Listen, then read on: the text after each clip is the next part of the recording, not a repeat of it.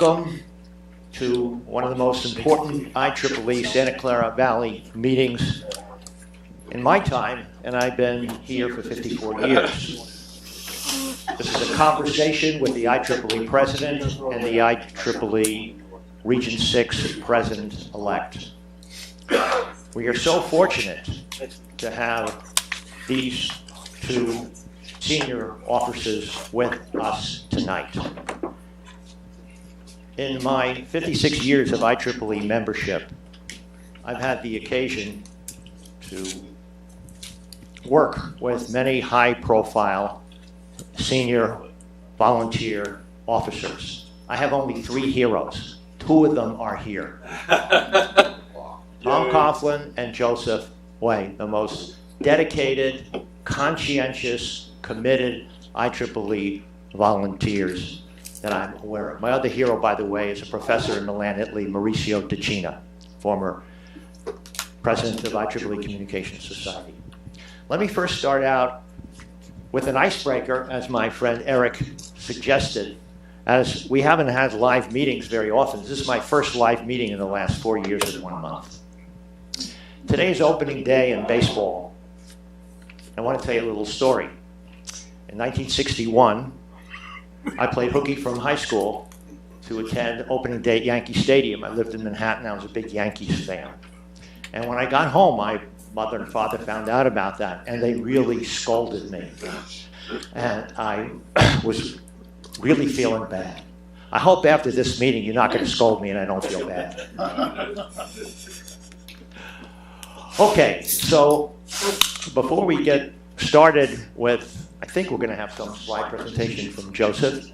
I'd like to ask each of our panelists today, first, what is involved in their respective jobs as president and Region 6 director-elect? How long is their tenure, and why did they apply for that position? Tom, would you please start?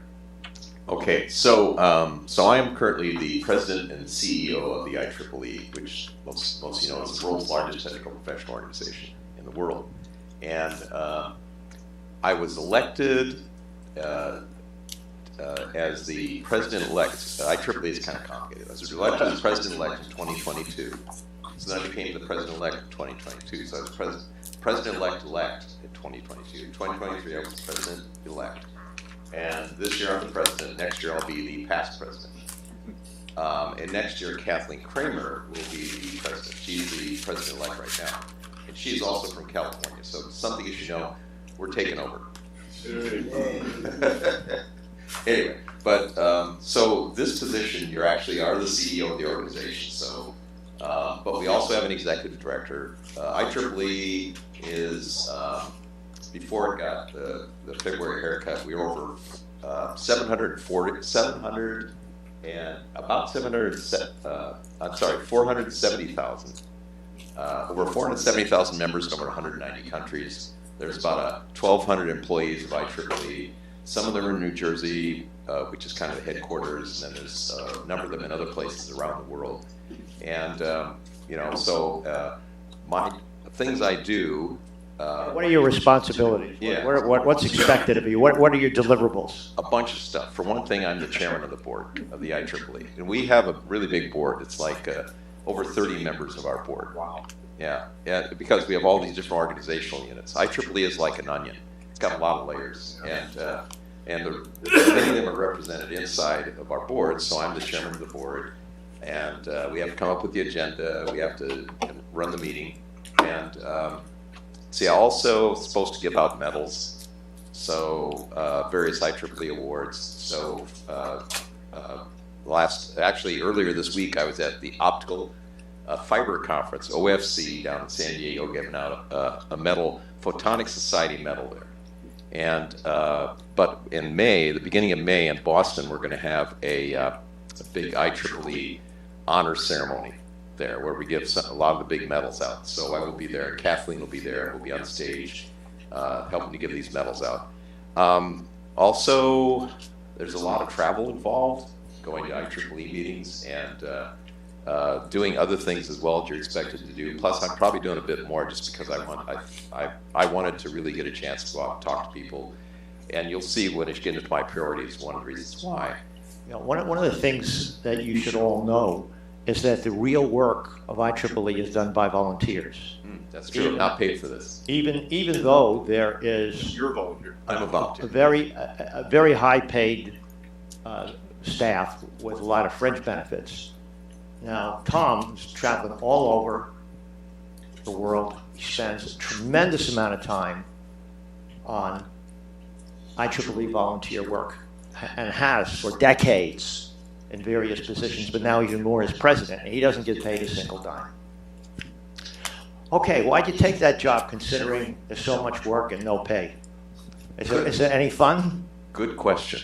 I'm having fun, actually. I'm enjoying it because even though I'm probably an introvert by nature, I've enjoyed meeting people. Yeah, seriously. But it's been fun meeting people all over the world.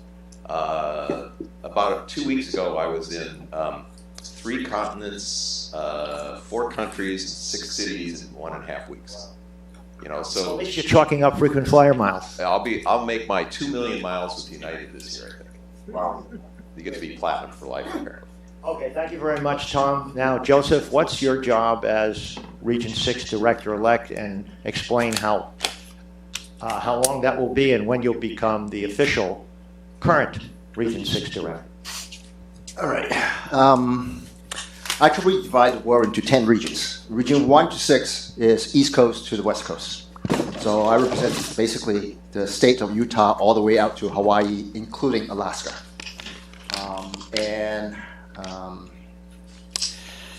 Forgot the question. My term. Your term So as the Director-elect region director and your term as Director. Yeah, region director is 222. So you always got elected as a whether region director elect or the president elect. But the president is a 1-1-1, 1 year, 1 year, right? So the reason why I ran, you could part of it is in my Santa, so some of you know me as the past chair for Santa Clara Valley section, right? And I conducted a lot of trainings. And I always kid about, I say, if you want to have a volunteer career, just watch Tom. Section chair, but he skipped over. He was never an area chair. I actually went. No, I wasn't area chair. When? Central area. Oh, yeah, I don't know. But you were also section chair. I was section. You section chair. Also, we follow every step of the way.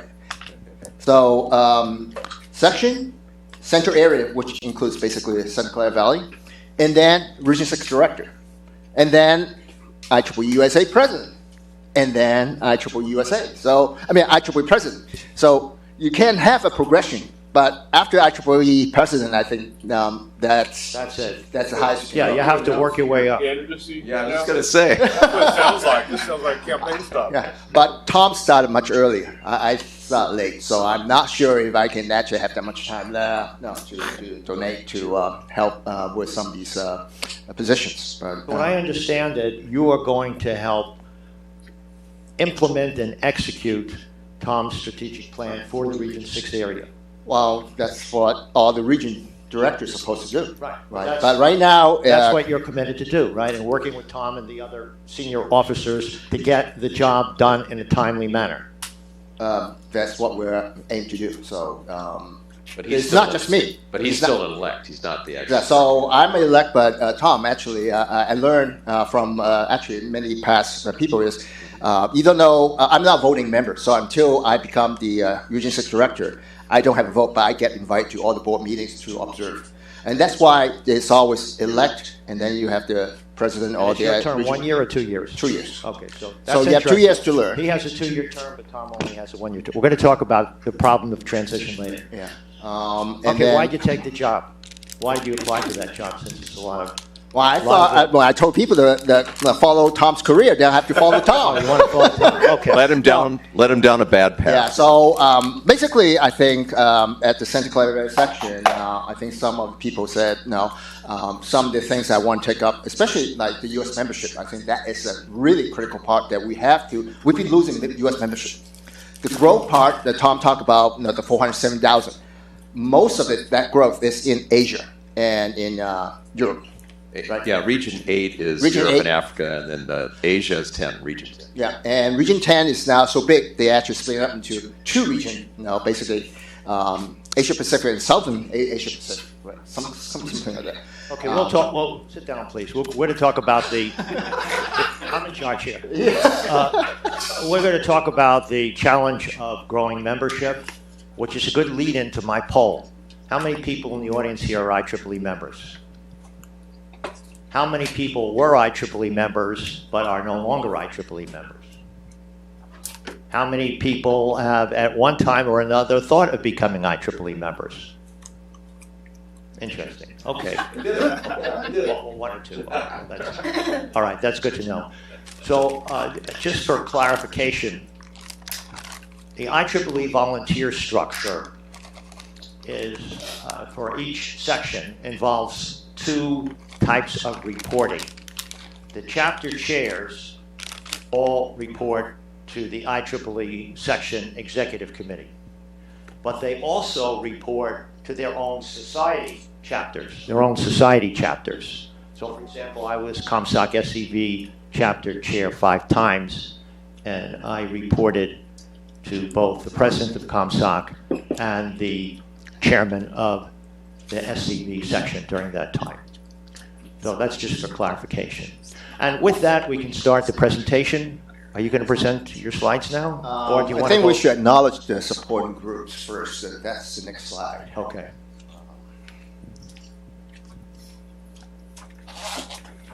Wow. So we have a lot of supporters. This meeting was unanimously approved by the SCV Executive Committee and then co-sponsored by a number of other local organizations. Okay. Yep. Thank you. A round of applause for all this.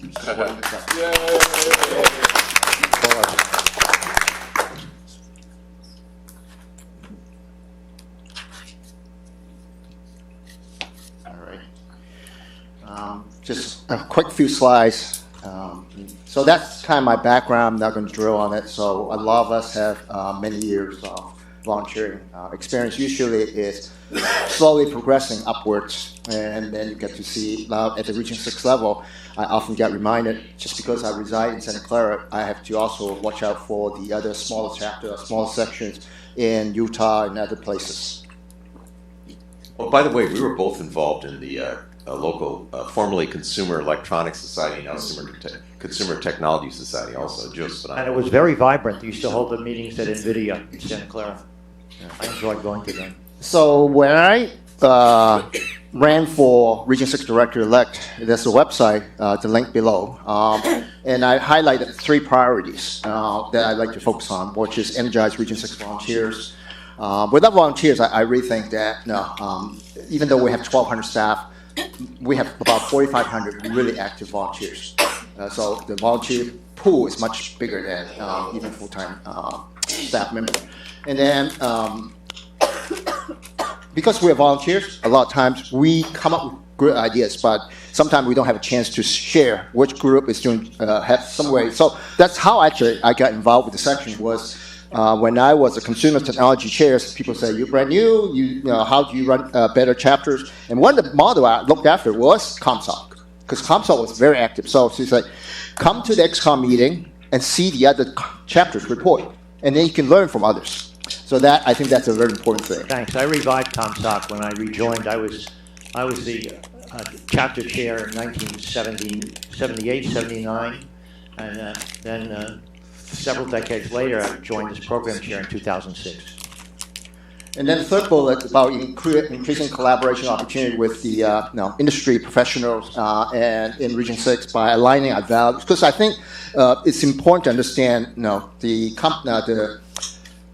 the industry changed a lot from hardware to software. Now but a lot of people still look at IEEE, electrical and electronics engineering. You guys are hardware, but we have a lot of people focused on software as well. So we have to realign some of our value with what the industry is expected. The first one I added is after I saw Tom's presentation, which is registered. Tom has 6 priorities. One of the priorities was to engage younger members because, next slide. Here's some status. So Tom just updated. It's bigger. It's greater than 470,000 now. It was at the end of January. Yeah. Well, the thing is, in the middle of February, if you don't renew, they will put you as arrear. They don't cut you off yet. And then I think you got 1 month, and then the slow membership. If you look at the chart, every February it's always dropped significantly, and then it climbs back up. And this over 40% increase in student membership is just in Region 10, and that's, I think, we institute a program called Future 50 for 3 years. That student membership in Region 10 is 50% off, so roughly about $15. The last bullet also is actually, I took it from Tom's slides. The average members of IEEE worldwide is 51, correct? And average of members in the US is 55. Age. Yeah. And live members, which I give a plug to the live members group, we will have the first live members conference in Austin in April.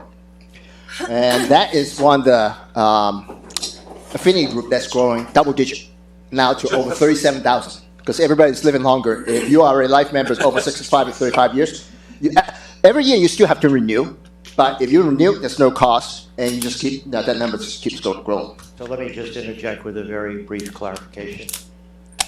If you have been an IEEE member for some number of years, once you turn 65, you automatically become a life member, at which time you don't have to pay any dues. That is why the life members are growing, because we get the membership for free. But they die also. Actually, I heard is 65 plus your membership year. Equals 100. So it equal 100. If you join IEEE later. Whatever it is, you got to be 65. If you're 64, you cannot become a life member. Plus the number of years. You have to reach 65 first. Yeah. Right. And then But additional is you need 100. So minimum is 35 years, 65. Right, that's it. Okay, thank you. Go ahead, Joseph. So this is the latest membership data, right? So 33% is in the United States. 2/3 are outside the United States membership. And this slide set will be available, so don't have to memorize or take pictures. And roughly look at the percentage, right? So Region 10 is now bigger than Region 1 and 6 combined. And Region 6 alone is about 10%. Well, Region 10 is the biggest. Where's that, Asia? Asia. What's the demographics of Region 10? Is it 55 life members? Is it younger people? Is it? It's a lot more younger folks, especially students. Yeah. Yeah. I got the 50% off for the next year. So there's the Future 50, which we signed up 150,000 student members. So you can kind of figure out 150,000 students, they're not going to be over 30, right?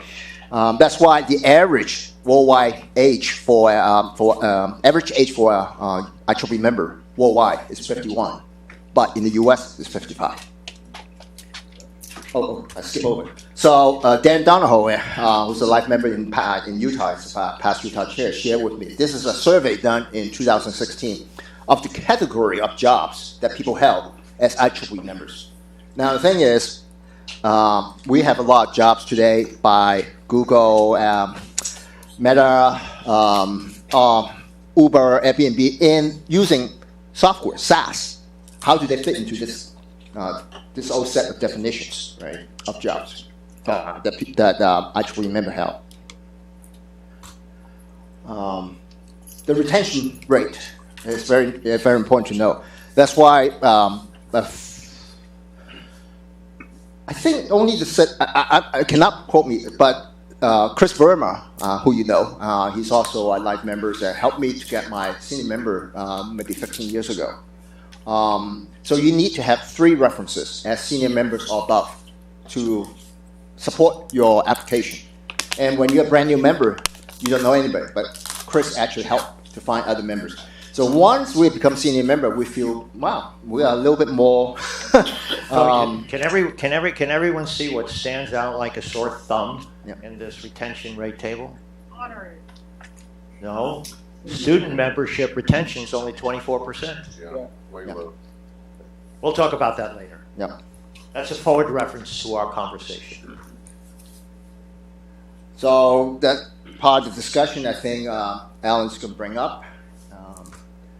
And really, the purpose of this is to get your feedback that me and Tom can bring it. Tom can bring it to the whole IEEE. I can bring it back to Region 6 to help.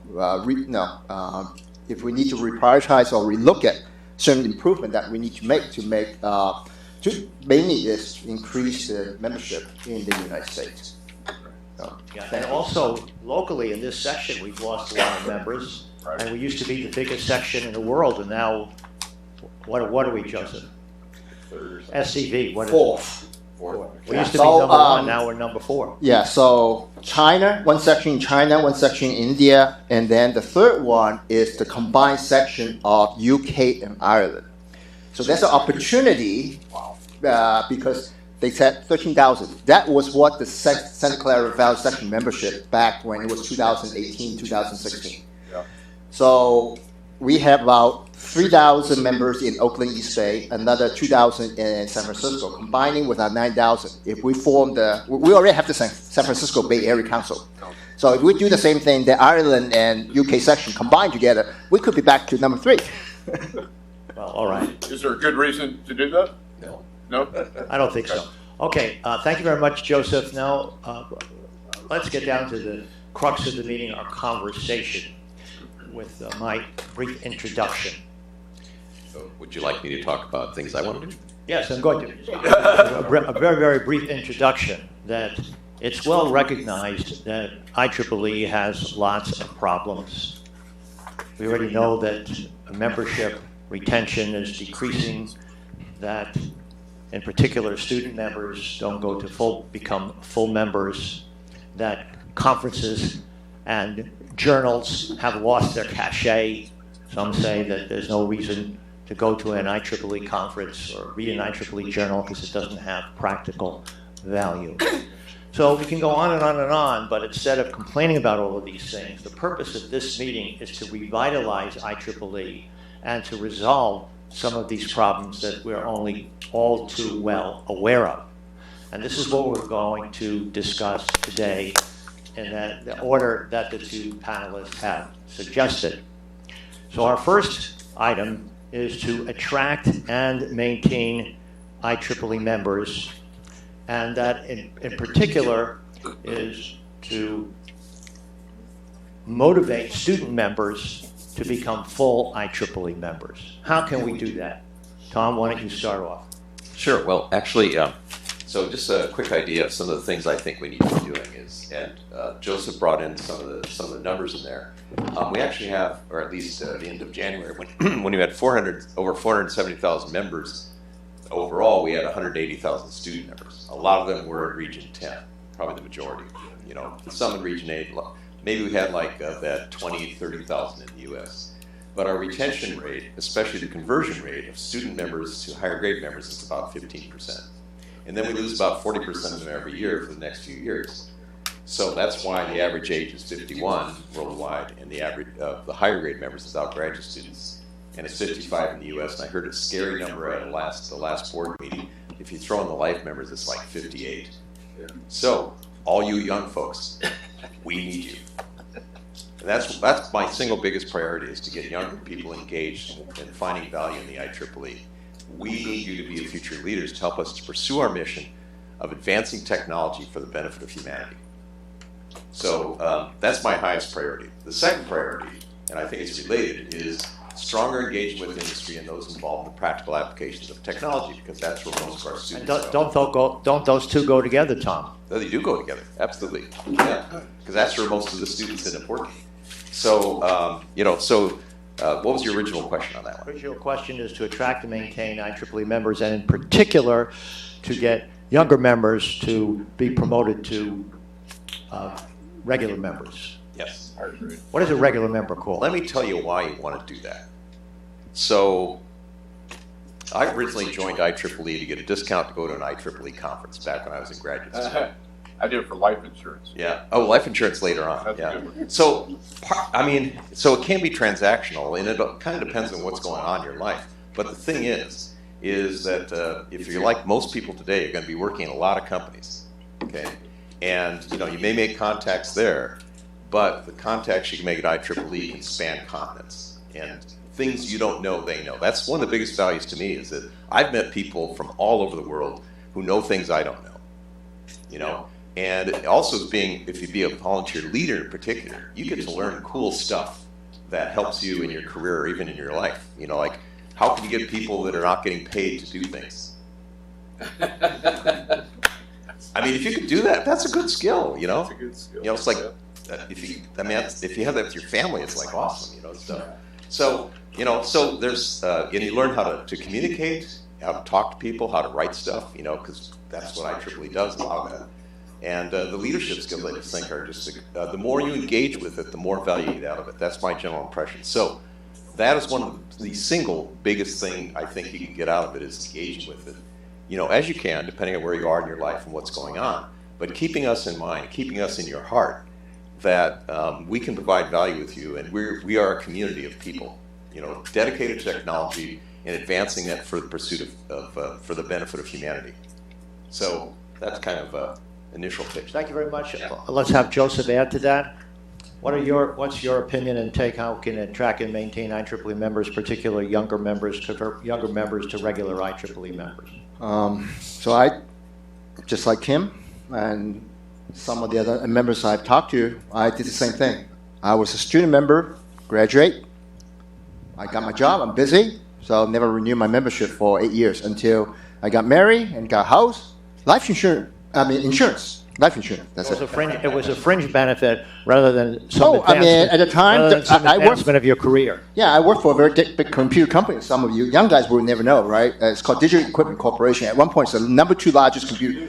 But the benefit was, one time my salary was my life insurance. That's it, right? So people say, hey, join IEEE. You pay for it, at the time, it's very inexpensive. And you save hundreds of dollars on your, boom, I joined, right? But I wasn't active because I look at the different part of the value. When I moved to California in 1996, then I think it was the current ComSoc chair, Leonard Tai, who was my system architect for NEC. So we actually got a memo from Intel saying, and you see a bunch of PC companies, you will work with IEEE SA on a wireless LAN standard. You might want to explain what SA is. Huh? Explain that. Oh, IEEE SA is IEEE Standard Association. Because big companies cannot get together and form some kind of industry standard. It's illegal. But they can work through a nonprofit like IEEE Standard Association. Initially it was called AO 2.11 A, B, G, N, and B came out first because B was for consumer. A needs more testing. But if you go into, like some of us early adopters go into a Best Buy, hey, I want an AO 2.11 router. Do you have one, Best Buy? Hell, it's AO 2.11, right? So then the working group for AO 2.11, I don't think they formed, but it's a subgroup formed called the Wi-Fi Alliance, and the term Wi-Fi got coined. So now the thing is, without IEEE Standard Association, who were able to coordinate, 30 plus the largest, smallest company to form the AO 2.11 standard, every connected device today is using that technology. So that's how powerful it is. And the thing is, when I go to some of the meetings, we always frown on in-person meeting, technical meetings, right? So then I say, hey, I'm going to this meeting. You want to come and meet some people? Because we didn't have LinkedIn, right? So one thing lead to another. Then I met Ed Aoki. Hey, do you want to be a section vice chair? Because the vice chair wanted to do something called CLP. Very easy. Vice chair just have to do. By the way, that is one big advantage of personal face-to-face meetings, that the networking you do and the contacts you make, it's invaluable. You can't do that on Zoom. Right. That's right. So just to jump forward a little bit, when I ran for the Region 6, someone actually looked at my stats, say that I got like over 4,000 people voted for me. They said, how many members do you have in your you got 10,000 members in Santa Clara? 40% of the people voted for you? I said, no. I got connection all around the world, right, Tom? Yeah, because this is a community, because now Tom said we're in 190 countries. So a lot of times it's connected through the societies, right? Computer society, consumer electronic society, and then whichever country has a section that also has a chapter, we can connect sometimes. And so that's, I think, the key part about it's a very unique community, because ultimately what glues us together, one is technology, and another thing is humanity, right? Advancing technology for humanity. Look at having the standardized Wi-Fi. So how many,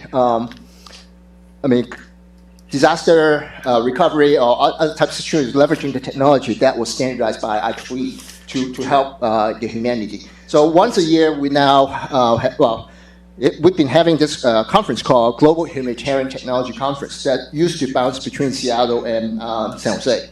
And this year and last year was in Villanova in Philadelphia, but it's going to come back. And that conference highlight a lot of really interesting things that different people use in different technologies to solve humanitarian problems. And that's what I think as techies we're very interested in solving problems. And IEEE is a platform that allows us to learn and network and share resources. So that's my... Thank you very much, Joseph. Our next item is somewhat related. Assume that the younger members move from student to full membership. How can we get them to volunteer, to be volunteers at section, chapter, or society level as officers? Actually, And how will that progress their careers? so I kind of went into some of that earlier. IEEE gets you a chance to be a leader, right? And you generally don't get fired. So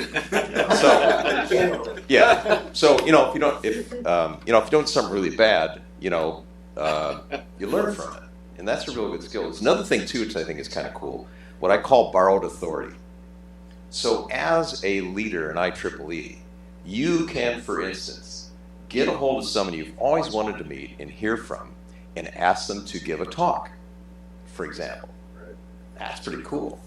Right? Or do something with it. Like, I met Steve Wozniak, and I ended up working with him on Apple I, Apple II milestone. So being part of IEEE gives you an excuse to do things with some really cool people. It gives you, like I say, borrowed authority. You've got, I'm a leader in IEEE. I'd really like you to come and talk to us. I've always admired your stuff. Things like that. So these are some of the fringe benefits you kind of get in it. So I think it's leadership skills, learning how to communicate, both writing and also talking, and also these chances to do really incredible things with people who've changed the world, and to be one of those people who can help change the world and work with other people like that. I think that's the most exciting part, Yeah. to get really involved, get your fingers dirty, and make the world a better place through technology. Joseph, do you have anything to add about getting younger members to volunteer and become officers So just to back up within Tom's... section, chapter, or global level? Cool shirts may help.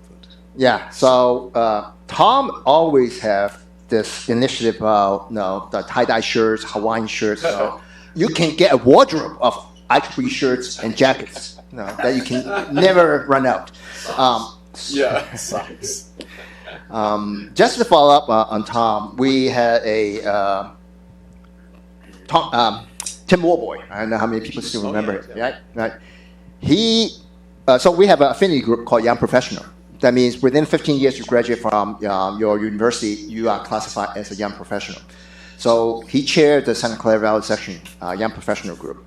And about leadership skill, we're no bosses, right? Because people come, now I'm the boss of Region 6. I said, I can boss people around because you don't report to me. But you are my, actually now I call constituents, right? Because we're elected by you, right? So I can't force you to do anything that you don't want to do. So the thing is, if you can motivate the volunteer to do something, to get something done, right? That is a skill. So Tim actually always talked about this story a long time ago. He was the youngest engineer within LinkedIn. This is like 15 years ago, to be promoted as a manager because he said, boss, look at my, but his boss said, you're too young. What kind of management experience do you have managing people? He said, I ran one of the most successful chapter, young professional group in Santa Clara. And I've done this and this and this. I created so many activities. I actually grew my membership. And he got promoted. And that's one of the real life examples, right? And Tom talked about another thing is when you take risk in big company. I mean, I was with, now you know, DEC, NEC, Silicon Graphics. I took a risk at Silicon Graphics to try to bet the company on Linux. I failed. After 2 years, the CEO came in and said, what the hell is this open source? How do you make money? Right? But if you volunteer for IEEE, as long as you don't do unethical stuff, you fail, you learn from it. And you can just pick up something else, right? But if you take a real high-risk position in the company, that might actually impact your career, like what happened to me, right? Because I thought I was smart enough, but I was 2 or 3 years too early, and then the CEO just didn't give me the time that it needed. Because if some of you, I think I talked to, you look back at the original days of how Linux become enterprise ready. There was a lot of SGI engineering development, SCSI driver, Big Man driver, all that stuff was developed by the SGI team. But we were just a few years too early. Thank you, Joseph. If, in fact, being a IEEE officer at the section, chapter, or global level would help you progress your career, one must assume that IEEE as an organization is well known and is looked on with a tremendous amount of respect and prestige. In the last several years, that respect and prestige has decreased substantially. What can IEEE do within the next year or two to increase the level of respect and honor that IEEE had? How can we make IEEE aware to the general public and to industry? How can we elevate market awareness? And the final comment is that when I've talked to people at a lot of the web cloud companies, they know of IEEE only as the organization that standardized certain things like Wi-Fi and Ethernet. And oh, really? Does IEEE have members? Right. They don't know that. So how can we elevate the market awareness of IEEE to the general public, and in particular to industry, so that a member who does volunteer can progress his career with respect and dignity? Tom, done? Okay. This is my third highest priority, which is publicity. I have a dream. I want every mother and father to encourage their children, their daughters and their sons, to become IEEE members. First they have to know what IEEE is. That's right. Exactly, and that's why we need to talk to them about it. And so I'm trying to do that. That's one of my priorities, traveling around, talking to people, in particular talking to industry, because I also want us to get more engaged with industry as well. We actually have the industry hub, which is a prototype IEEE thing that's located here in Silicon Valley. 2 people from there, Kevin Kraft and Jerry Barnes, are over there. And I think that we need to do a lot more talking to people but it's not, I can be an ambassador, but I'm not the only one. Each one of us can be an ambassador to tell the world about who we are, what we do, and why we're good people, and why you really should, hire us and work with us, and that we do good things, And I would like to have us to have resources that are available, first of all, so we know about IEEE, and we can tell other people about it as well. But I'm also looking at some unusual ways of getting out to it. Who are people who naturally have affinities to thinking about technology and its benefits or harms, So one of the things I want to do is the World Science Fiction Convention is going to be in Glasgow this August. And we're going to have an IEEE information booth there. We're going to have a panel discussion on machine-brain interfaces. And then I'm going to give a talk on storage technology, because that's my stuff. So how many people in the room here actually were influenced thinking about getting into technology because of science fiction, TV shows, movies, books. Yeah, Sure, Star Trek. probably a great many of you, right? These are our people. Think of ways you can get out to people who they're naturally inclined to technology, you know, and also the other side of it is getting the next generation to think about technology as a cool thing and to take the effort to learn math skills so they can contribute in this and learn critical thinking and stuff. So I think, you know, those are some of the things I'd like us to do, and engage in any way we can, and I can't do it alone. You know, I'm going to try to talk to folks and let them know about things, but, you know, any one of you can help in that as well. I'd like to give tools that can help you to tell people about who we are so that the next generation are well-trained, understand Tom, technology. should IEEE advertise either in print, online, or radio, TV? Yes. Another thing, too, there's actually... Another Super Bowl commercial. Where was that? So we kind of have those. Maybe not Super Bowl, but we have actually created some videos. You can find these online. IEEE is my competitive edge. Right. And they're a diverse group of young professionals talking about their jobs and how IEEE has helped them with it. And they're 15-second, they're 30-second, they're 60-second spots, they're longer, right? And they're available out there. You can use these things to tell people about stuff. And this year we're putting some more money into making a few more of these that are international. Like I think we're going to do one in UK and Ireland, and another one maybe in Hong Kong and maybe Japan, for example. So we're trying to get some resources that can help people to be able to do that, you know. And that's What's the way to give you suggestions and whoever else thinks these things? so one way. Let's see. I think it's president@IEEE.org. That's the email that kind of, you know, everyone, they read it, right? And then I get stuff from it. Yeah. And but I'm Tom Coughlin at IEEE.org. I know you. Yeah. Absolutely. Yeah, but and part of the reason why I like to talk to groups like this also is I'm trying to find out stuff. I've got a year to try to get some things done, and so I'm trying to see if we can get the most impact we can. So I actually, and this gets in. Well, you got a question on continuity, getting stuff done, so I'll wait on talking about it later. Joseph, would you like to add to that? On marketing, All right, so- marketing awareness to both the general public and to industry and specifically. So my background actually is a lot to do with product marketing. Like I mentioned, I went to SGI in 1999, started a brand new group doing Linux clustering before any other company started.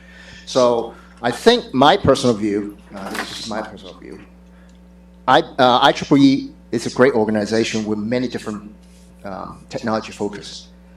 The challenge is not everyone cares about all 39 technical chapters. They pick certain one. And sometimes it's difficult to say, so you have to know the audience. You talk to the people who are in medical devices, we have engineering, medicine, and biology society. You talk to people in 5G or 6G, we have ComSoc, right? And I think maybe some of the students here can also provide some feedback. I think from the grad student perspective, very clear message why IEEE matters, because they can publish the papers. Right? I think the missing part is connecting with the industry, because I was the advisor, because I was the chair of the section. I think that was one of the reasons why Nita Patel, who chaired the Women in Engineering International Leadership Conference, invited me to be advisor. So I can actually help her to broadcast the conference to when it was in San Jose. And so women in engineering, young professionals, those are called affinity group. Consultants Network is another affinity group, and life members. So we have many different things. So you have to know the audience to pitch the right thing, and think that is kind of a challenge. And also, it's not about pushing. This is great for you, for IEEE member. Is oftentimes using the ILC. We grew from 300, 600, 1,200 to 1,500 attendance. In the last conference in San Jose, we finally got Apple, at the time it's called Facebook, Google, not the Lockheed, NASA. They have been very supportive ever since the beginning. But these are the typical companies. They don't come to IEEE meeting. And they were looking to hire people. Exactly. So I went to visit every booth and thank them for being a sponsor, because they had to pay for a sponsorship to have a booth. Every single one. You have 1,500 women in tech, and that's what we want to do. So we even though we want to promote IEEE membership, but from the company standpoint, they are actually coming to look at as a recruiting event, not for a technology event.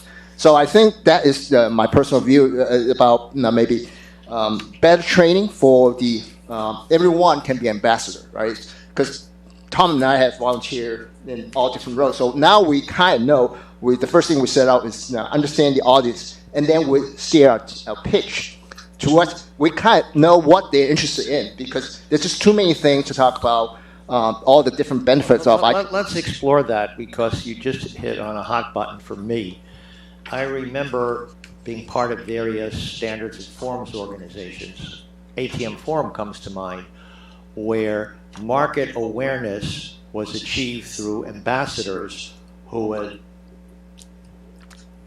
give presentations on the relevance of the ATM Forum to various companies and industry groups. Can IEEE do something like that? Can we have ambassadors that go to various companies, that go to conferences and give tutorials on the benefits of IEEE? Absolutely. Yeah. And you each can be one of them. Yeah, seriously. So This is why we want to have a conversation, because things come up that we can explore. yeah, and so for instance, PowerPoint deck describing IEEE and all the different parts, all the layers and things would be one thing that could be useful. The other thing I think, and like I've talked to student branches, for example, that have a student activities committee. They got these guest speakers usually for virtual events. I've done those, and so part of it is talking about what IEEE is. It's more than a student club, but another part of it is what it's done. How I've benefited from being part of IEEE, and I've already gone through some of that stuff. So I think each of us can do that, based upon our experiences, and we can provide some tools that can help in doing that if you need it. But I think that's the opportunity. Let's let the world know who we are. By the way, those TV spots, the IEEE is My Competitive Edge, they were on TV. For instance, my wife was watching, I think, a San Francisco channel. It was a football game. Maybe it was a baseball game, and she saw one of those spots. IEEE is My Competitive Edge. There's an IEEE ad going. So we can do things like this. It's not, it may be kind of foreign to us, but we can learn how to do this and talk to other people, even if we are introverted like me. And do interviews, right? Yes. Get press interviews and Yes. stuff. All that kind of stuff. All the good stuff. And you know what? We got cool stuff we're working on that people want to find out about. Along with the ambassadorships. Yes. Yeah. Well, major conferences, trade shows, IEEE would invest at least having a small booth. Since they're not doing most things for free. Yeah. Well, Every sometimes. once in a while, we partnered with Semi a few years ago. Mhm. It's fallen apart, probably with pursuing it. Let's talk about that as a way of elevating awareness of IEEE conferences. Now, there are two types of conferences. One is the IEEE sponsored conferences, which in my mind are in huge, dire decline. And the other one is the various industry conferences and various forums like the Open Compute Project and the Open Network Foundations, things like that. How can IEEE participate in a very active role in both their own conferences and in external conferences to promote market awareness and to create the respect that IEEE had in the past? So I might point out. Oh, do you have a question? Go ahead. No, I was going to point out that actually our industry hub people have been at some events, and also the Consultants Network, the IEEE Santa Clara Valley Consultants Network, has also been at various events where they've done things. And a lot. Memory Summit. Yes. Trip. Yeah.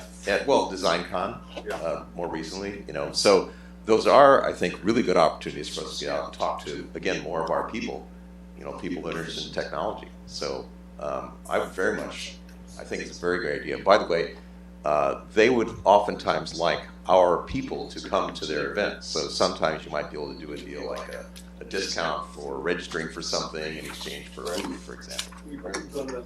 Yeah. Yeah, one thing I did when I was ComSoc chair, I made an agreement with Thai Silicon Valley. That's the Indus entrepreneurs. And we had a reciprocal relationship where we each got reduced drastically reduce rates for each other's conferences. And then we had joint conferences and workshops, which were very, very successful. Joseph, anything to add about that? Conferences, using conferences to promote IEEE, perhaps send ambassadors there, have booths at trade shows, etc. So one thing I haven't discussed with Tom yet is IEEE staff support. Because from my experience so far, a lot of the participation is all via volunteers. And the thing is, if we have a full-time job, we cannot take off for 3 days from work just to stay at the booth at, let's say, Semicon West, right? Because so TICON used to have 5,000 people every May. That's a big conference, right? So we have a partnership for a long time. We're through Avery Liu. He's on the board of Casper. Yeah, that's a Chinese semiconductor. Right? That's right. And Glenn and I got invited to the annual conference where last year, Jensen Wong? Yep. They have Jensen Wong. Yeah. As a keynote speaker. Yeah. Have we has Jensen come and speak? Yeah, the head guy in the video. Right. We actually nominated him for the Entrepreneur Award in 2021 when we had the pandemic, so there was no event that he actually was able to attend. So another thought that Tom and I had discussed is we have this category called honorary member. Basically, we just say this person should receive a membership. And I think we should target very high-profile CEO and CTOs of the companies. Because what happened is, if you look up to, hey, my CTO, my VP of engineering, all join IEEE, or IEEE members, why am I not joining, right? How do we approach them? Do you visit them? Do they visit their company, or do you meet at a conference or a trade show? How do you get to know these guys?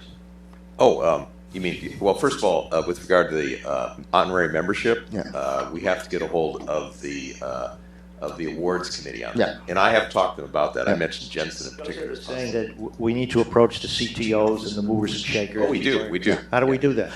So so one common name that everybody hears is Vint Cerf from Google, right? He's been a very high-profile champion in many different events for IEEE, but we need more, right?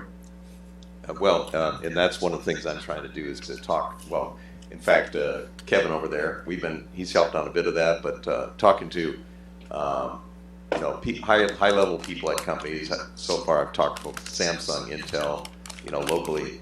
But I like to reach out to more folks and get an idea of what we can do and how we can provide more value. I'm really in favor of that because there's nothing better than person-to-person contact and networking.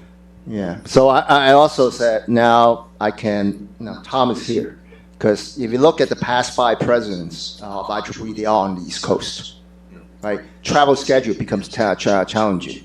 And Tom's here, Kathleen will be here, so we can do something from the West Coast because, like Utah and New Mexico, they just don't have as many tech companies concentration as in Silicon Valley and San Diego or Seattle and Portland, right? So we have to take advantage when Tom is still here to set more opportunity for Tom to connect with these high-profile people. So we've talked about, we're going to take questions later. Let's try to minimize the questions so we can get through our agenda. So we've talked about IEEE participation in conferences, industry conferences and trade shows to raise awareness and elevate the stature of IEEE. There are also industry initiatives. IEEE has launched several industry initiatives over the last several years, but none of them, sadly, have been successful. What can we do to ensure that the initiatives that we agree to pursue succeed?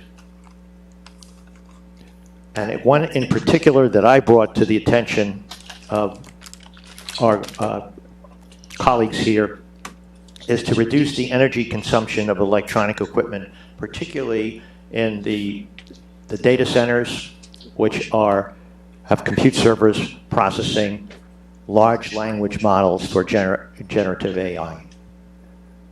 What can we do to create new industry initiatives that are successful? Well, one example would be in IEEE standards. And Speak up. one of these would be IEEE standards, which actually has a good connection with industry. With regard to the particular things you're talking about, so I'm a storage guy, storage and memory. There actually is kind of an interesting initiative there, which is P2883-2022, which is a standard on sanitization of storage devices, either both logical and physical sanitization, which would allow you to either reuse these devices, get a second life out of them. Right now, the common practice is to burn or incinerate these devices, which makes it really hard to reuse them, much less get stuff out of them easily. So if you can have a certifiable way of getting rid of all the information on these things, then like data centers, folks like that would feel more comfortable with either reusing, reselling them, or if they're end of life, to recovering valuable things out of them. For instance, hard disk drives have neodymium iron magnets in them, which have some economic value, for example. So that's an example of the kind of thing. More recently, there's actually a part of it which is the preliminary. It's the original proposal to do a standard, which is on what they call e-liability. And apparently, there's some guys from I think it was Harvard Business School, that some economists that came up with some ideas on a certifiable way to do carbon actually assign carbon emissions to items in the supply chain. So if this is successful, for instance, it may have some impact on some of the sustainability issues, things of that sort. So there are things that we can do. There are things we are doing. This is a great way of getting non-IEEE members involved. Hey, there's this initiative. It's something that I'm working on. It's something I want to see happen. Let me be part of this initiative. Yeah, and Cypher Rahman, who was the president last year, his big push was on dealing with climate change.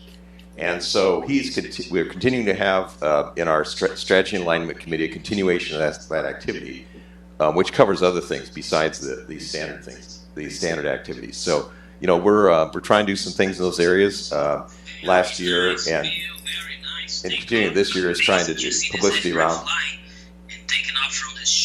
He's trying to turn it off. Publicity and trying to get the word out of the things we're doing, and so we're trying in those areas, but we can do better. We can. Now, will the president and other senior IEEE officers review the progress on these? Because it seems like they just reach dead ends. Example: smart grid, 5G, IoT, and one I was involved with. This is an interesting side story, is getting Wi-Fi to be the ITU-R standard for fixed wireless access, which it never was submitted, despite the fact that IEEE 802.11 did a acceptance test where they showed they could meet the minimum performance requirements in the ITU recommendation 2410 for 5G. They never submitted their specification to ITU-R. I don't know about that one, but there still is. My point is there was no oversight. And the question I'm asking you is, how can we ensure that there's oversight so that these things don't just fizzle out and die?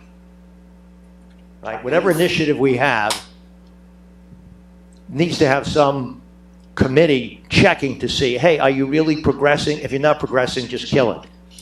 Don't waste any more time. But if you are progressing, let's move ahead full speed. So the first one you mentioned was a smart grid, I think, right? Yes. Yeah, and there actually still is a smart grid. I think it's part of PES, Power Engineering Society, if I remember right, committee in there.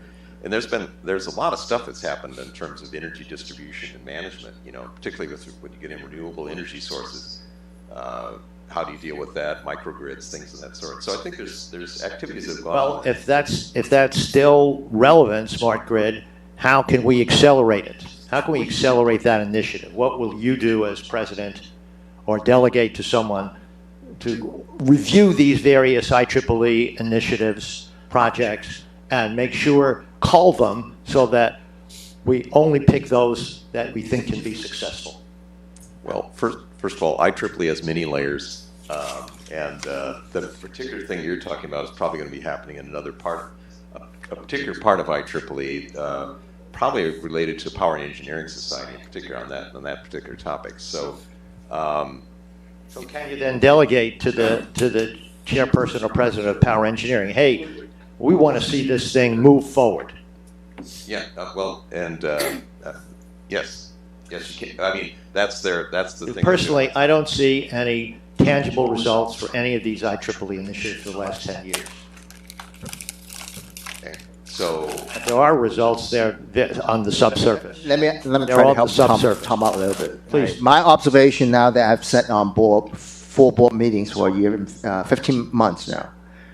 The structure of IEEE, because the president only has 1 year, you have limited time to measure. Because some of the project, it needs 2 or 3 years before you can really look at the result with some concrete data. By the time the original president who want to check, he's already past president. He no longer had the. So that's something I think we can discuss. we can talk more about continuity. No, Yeah, do you want to discuss it now or later? We have an issue on continuity and graceful transition from one regime to another. You want to do that now, or do you want to do that later? Sure, we do. You want to do it? The election was stolen. That is, if we have one IEEE leadership team pursuing an initiative or anything else, any program, and their term is up, it expires, how can we ensure there is a successful transition so that the new leadership team progresses what the old one had gotten started? I'm glad you asked that question. Okay, so here's a couple of things. So I've got some task forces and ad hocs going on, and one of the IEEE board ad hocs is on the continuity of leadership, and in particular about the 3 Ps, president, 3 Ps in the pod, the president-elect, the president, and the past president. And so the idea is that is to create best practices of us working together to help us get stuff done. For instance, to help the president-elect so that they're ready for the next year when they're president, and then to help continuity for the person who's the past president to carry on some of the things they're doing. So I'm trying to carry on, for instance, some of the things Cypher Raman got started last year with climate change, see if we can get some actionable things going on that relate to that, for example. Also, I'm working with Kathleen Kramer, who's going to be the president next year, and trying to help her get things lined up. Last year, when I was the president-elect, I was out trying to raise money for things. We have something called the New Initiatives Committee, so it's getting funding for that. So it's like, let's get practices going and understood about how we can make the most impact. In addition, this is a really interesting year because this year we're working on our strategy for the next 5 years, the strategic plan for IEEE. And in the past, we did this last in 2019. I was on the board then. And what it has ended up being is sort of a set of aspirational goals. IEEE will be the leading this and that, right? But what I would like to see in a plan for the next 5 years, 2020 and 2025, is these are the things we want to do, we want to be, and this is how we're going to get there. In other words, what's the action plan that we can pursue in the next 5 years to make that happen? So that's things we're trying to do this year to make an impact, which I think may help us in terms of determining long-term goals that make sense to all the different parts of IEEE, and then how we're going to pursue them and make them happen.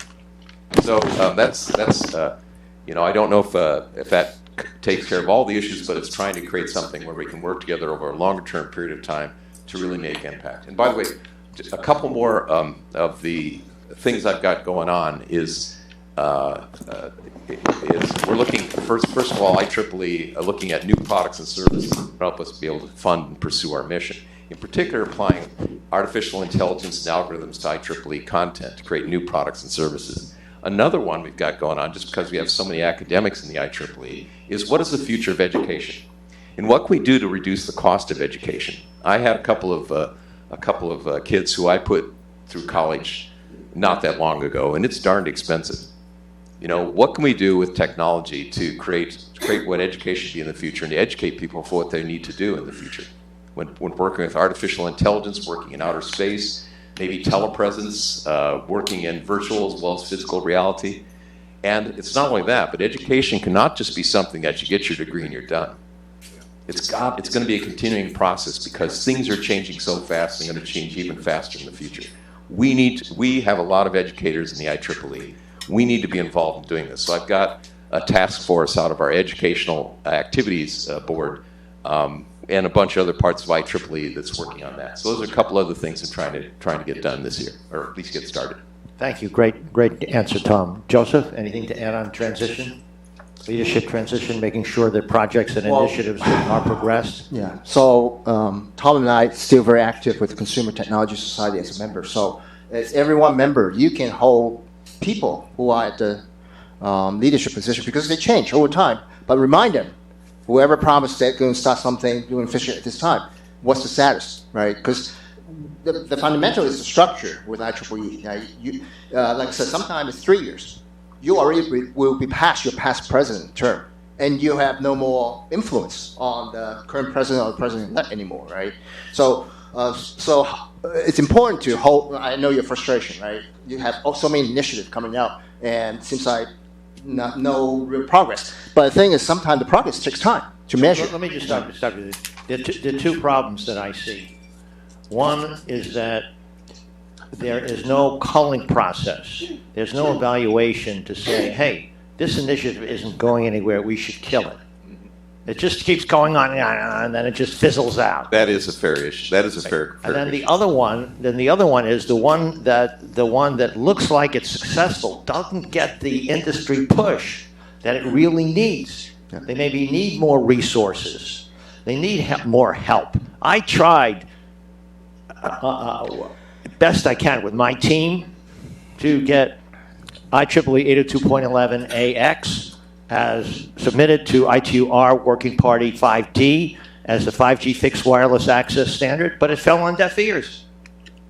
And there are others that I think could be very, very successful. My humble opinion is, as a telecommunications expert with a scientific doctorate in information theory, is that it was a better standard than 5G new radio from 3GPP.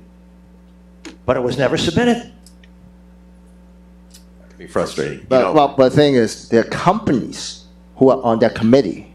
They have represented on the standards, right? So the thing is, if we are from the industry, we can get hold some of those people to push. I'm just giving that as a personal example where a project, an initiative looks like it's going to be successful, but it doesn't get the industry push it needs to succeed. Got that? Yeah, I heard that. Yeah. So industry push, you have to really understand. Yeah. Calling and getting terminating projects that are not going to be successful, and then pushing the ones forward that look like they have a good chance of success. I really think, we should we have a hard time killing stuff. Yeah. And I've noticed that. yeah, and people feel IEEE is kind of like it's kind of like old school in a way that if you fail, then you're a failure, right? That's not the way we do things around here. No. You're supposed to try things out, fail, and move on fast. And I think IEEE, we Fail really fast and move on. yeah, we need to do that. We need to honor people that are willing to take a chance and don't succeed, and encourage that. And kill things that aren't working, and feed things that Can you and Joseph make that happen? We're going to try. Yeah. Well, one thing, basically, in the we have 30 OU organization units, 26 technical chapter, 4 affinity groups in the Santa Clara Valley section. When Kim Parnell was the chair of the section, we have over 14,000 members. We still have 30 OUs. We're now down to below 9,000. We don't have How many do we have now? below 9,000 members. I think it's well And, over 9,000. and now, but IEEE MGA has a. So we've lost maybe 40% of the members. Yeah. But we have not cut back on the number of OUs, right? We still try to keep them alive. In our chapters. Our chapters, yeah. I said organization units, basically, including all the chapters and the affinity groups, right? So it's difficult sometimes. But our MGA actually has a rule. After 2 years without any activities from that chapter, section, chair, kill it. And that's when I stepped in again for the EMBS. Hey, we have Intuit Surgical, Medtronic, all the medical device companies, Stanford Medical. Why are we killing that group, right? Oh, Joseph, if you want to keep you'll become the interim chair. But the thing is, how many things I can take on, right? I did that too. I joined the Robotics and Automation Society because they're going to kill it. I thought robots are too cool not to have a chapter. Yeah. Absolutely. Yeah. So the thing is, when Tom and I gave the CS download in person at the TI building, people walk up to me. Oh, that's why it's important to have this type of live discussion, in-person discussion. Oh, great. And then I announce, I say, I'm looking for help, volunteers. So we pick up 3 volunteers for EMBS, 3 volunteers for the consumer technology, right? So the thing is, maybe Tom and I have been volunteer for a long time, is we can do a lot of things. We drank the Kool-Aid. Yeah, we drank the Kool-Aid. And we can do a lot of things on our own, but there's so much we can do. We need recruiting younger members, new volunteers, and let them carry the torch over. Because all we can do is, what we can support is to provide the support structure. So I think we used to call it San Francisco Bay Area Training. Okay. That is the only group actually within, I think, Region 6 that we actually have a yearly training for officers. I want to reiterate what Joseph just said to the infinite power, that we need to not only retain young members, but encourage them to be leadership. We need new blood. Let me give you an example of a committee that died because we never got new blood. It's a committee that I created. The IEEE Silicon Valley Technology History Committee. Not totally dead. Well, hold on. I handpicked every officer. They were all senior officers. I handpicked this guy to be my vice chair. And he did a very good job. He actually chaired the first official meeting. I did the unofficial meeting before that on magnetic storage, which is his expertise. And we tried to recruit younger members, because all of us were over 55, and we couldn't. And as a whatever. And as a result, since I resigned as chair, we've had very few meetings. I would have 1 meeting every 2 months, and we've had maybe 5 or 6 meetings in the last 5 years, or 10 years. And the reason for that is we don't have the young blood. And that's what we need for every IEEE activity, in my opinion. That, to me, that's the highest priority. Any comments on that? And we need young blood? Absolutely. And that's why I say at the beginning here, looking at the young folks, we need you. You are our future, Yeah. Yeah, the young people are sitting right over there. Absolutely. What are they, IUSCU students? And whenever I go off and go to meetings, I'm always looking for the young people, because I'm saying, I want you to know that you are our future. You can be the leaders. If you're crazy enough, you can do this, what I'm doing here now. And and we need that vitality. We need energy, the new views on the world, in order to carry us into the future. Again, our mission is really cool. Advancing technology for the benefit of humanity. We need more people to help us to carry that out. It's a lot better than a lot of other missions. And the cool thing is, you can do this part-time. Not like me. So in the section and in the region, we have a role called Student Activities Coordinator. So the current chair, Wednesday, I think she still hasn't picked her replacement. She became the chair. She was the Student Activity Coordinator, and she's a professor at San Jose State. So anybody from San Jose State? No, it's students. I graduated there. Yeah, you graduated. So because I think, I have to acknowledge, Benham really helped out in bringing his students. Benham is a professor. So one thing is Benham, I found out from my friend Ron, is a tenured professor at SCU. Congratulations, Benham. He's also the chair of IEEE ComSoc SCU. Yeah. So one thing is, once we have a student coordinator who can take over for the section, is to encourage that coordinator to work with the student advisor in every. So in the South Bay, we have SCU, Stanford, UC, San Jose State, UC, Santa Cruz. Santa Cruz, and then now we used to have Northeastern, but I don't think the student. You have the community colleges too. Isn't there Merced? Oh. Merced or something? Oh, we don't. But Santa's not here.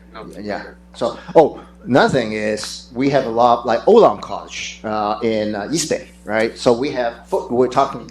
Ed and I were talking about that on the way over. It's like, what do we do with Dienza, Yeah. Foothill College? A lot of the 2-year. So, hopeful. The thing is, Tom and I have lots of ideas, but it's just so much of us can be split times on. So we need help, right? So, so again, just like last time when we had the CES meeting, I always say, no, if you're interested, volunteer, just pick up a little bit. Don't have to take up a lot of things. Just try it, right? Just let us know, and we can connect you with the right resources, and you can actually take over a portion of it. Now, and feel then- free to contact any of the three of us. I'm Alan.Weissberger at IEEE.org. I run the IEEE Tech blog, the voice of IEEE. Okay, the next one is something that really is quite controversial. I'm partially in academia.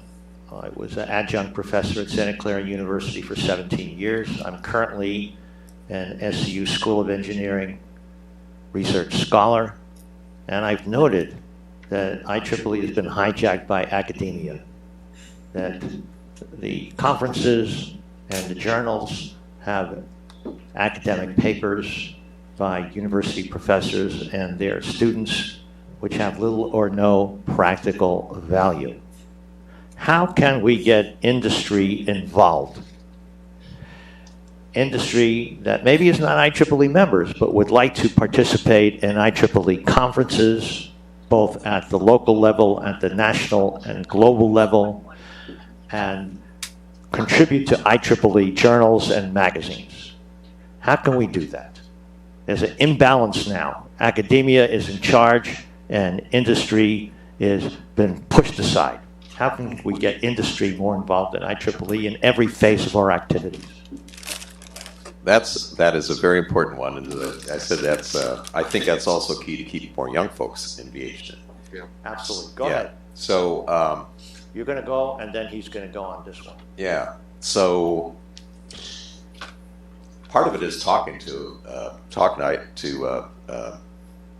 companies, finding out things they want, seeing if we could do things that could be of interest to them, engage with them, that give value to them and the employees. So I like companies to think that IEEE members are the best employees, right? So what can we do to help accomplish that? But there are things we can also, which again, it's a question of time and how much energy you put into it. But there's things like magazines, in my mind, should be a lot more practical oriented versus being a secondary source for, original research publication. It's like how do you do stuff. And some of our IEEE magazines are like that, but others, including one that both Joseph and I are familiar with, become much more just another research, a second grade research journal. But so I think there's things we can do to provide greater value. We could be at trade shows. We could be present and working with folks and find initiatives, looking out for opportunities, and being willing to work with companies on what they want to do. So part of it is, for instance, doing this. We've done a lot of experiments, and the question is, are these experiments going to be successful? One of which is this industry hub, for example. The idea behind that is that this is something we could try here and see if it works because there's so much companies here, and then if it works here, can we do it elsewhere? So are these things going to be successful? Can we find things, various activities that we're doing that will help us to engage more with industry? Because if we don't, then I really think that we really do have a serious problem. Yeah. We do already. How can IEEE engage more with industry at every level? That's what I'd like to see happen. And it was a whole different story. It was a whole different story when I came to IEEE in 1968, and for the next 20 years, Job industry fairs. was very heavily involved in IEEE activities of every shape, type, and form, and that's not happening now. How much of that may be what I believe is a much more acute awareness of the value of IP, especially in rapidly developing areas, to the point where industry people don't want to share and publish. There's that, yeah. Well, it'll Compared to 40 years ago, 50 years ago, when people weren't thinking about startups and exit strategies and VCs. That's been a big change in the last 30-something. I'll let our panelists respond to that. Because they're in a position to do something about it. I'm not. I've been involved with a number of conferences. JCC, IOC, and like I said, I've been involved with IOC for 5 years when it's in San Jose. It's not a typical IEEE technical conference. It's called International Leadership. There's no call for paper. Day one, they list industry speakers. The Chief Diversity Officer of Intel is going to come and give a talk about diversity, right? Because it's an affinity group. Women in Engineering is an affinity group. It's not a nanotechnology or a computer, so they don't have to. But most of the other conferences, with the exception, I think, that a lot of industry actually participate in, is supercomputing. We might want to look at how supercomputing can attract so many companies to participate in. The thing is, I think, IEEE, like I said, from academia, they understand the value to stay as a member from academic, because a lot of their conferences are basically supported by academia. They might not even be IEEE members. The first thing, 9 months before, call for papers, and you have to have a paper review committee, right? And if you try to get some VP of engineering for NVIDIA, or say, hey, can you sit and review the paper? Good luck. I mean, because that's not really pertain to their job and priorities. And then I have a CTO who's now the CEO of a publicly traded company and got frustrated and say he did not get nominated for his fellow, even though he has patent file, because he didn't have enough publications. And I think that was 10 years ago. So there was a time where IEEE's fellow criteria is a bit of a steer. But I think, what's Don's last name? The past chair for the Life Members Committee from Los Angeles. So he's going to come to Santa Clara to give because the last board meeting, he actually showed 15 years of statistics. So the percentage of IEEE fellows got nominated in the industry versus academia is almost the same. Don Tan. Yeah. It's almost the same. But the amount of people who apply for fellow from academia is 1/3 more. So when IEEE put out numbers like, I have 300 fellows from academia this year, and I have 200 from academia. So by showing that kind of number without the context, it's still biased. So that's why I invite Don to come up to the section to talk, to share that data. And because at the section level, in addition to the senior member elevation committee, we also have a fellow nomination committee, right? And you see the statistics earlier is the high grade level, they have a much higher retention rate to keep their IEEE membership. Let me say a word about IEEE publications. The reason I became a member of IEEE in 1968, a year after I graduated from college, was I got so much value from IEEE publications that I got picked up for free at trade shows. And I said, I'm going to join. IEEE Spectrum was like a Bible to me. And the IEEE computer magazines were just terrific. Now, they're still okay, but the IEEE journals have severely deteriorated such that they have no practical value at all for me. And I've read them seriously with a fine-tooth comb, and they can't hold a candle to what they were 40 years ago. And the reason is this, is what I perceive, is that the authors are from academia, and in order to get tenure, they must have papers published. So the professor, assistant professor, and his students write papers. And the reviewers just turn a blind eye. Even though this has no practical value, the papers are published.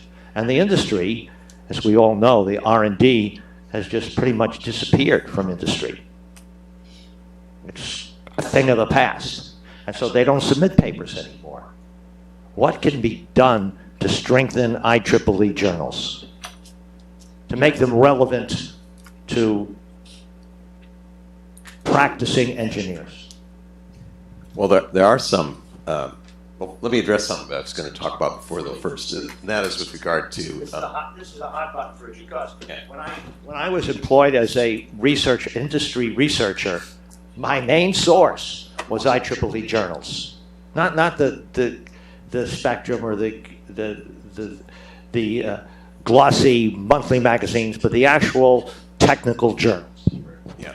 So first of all, I think there's things both connecting with younger folks and also with industry are, we were to be involved with job fairs to our student branches, for example. Another example that is the Rising Stars Conference, which IEEE Region 6 puts on annually, just before the Consumer Electronics Show in Las Vegas. And that we get a lot of younger folks there, both students and young professionals.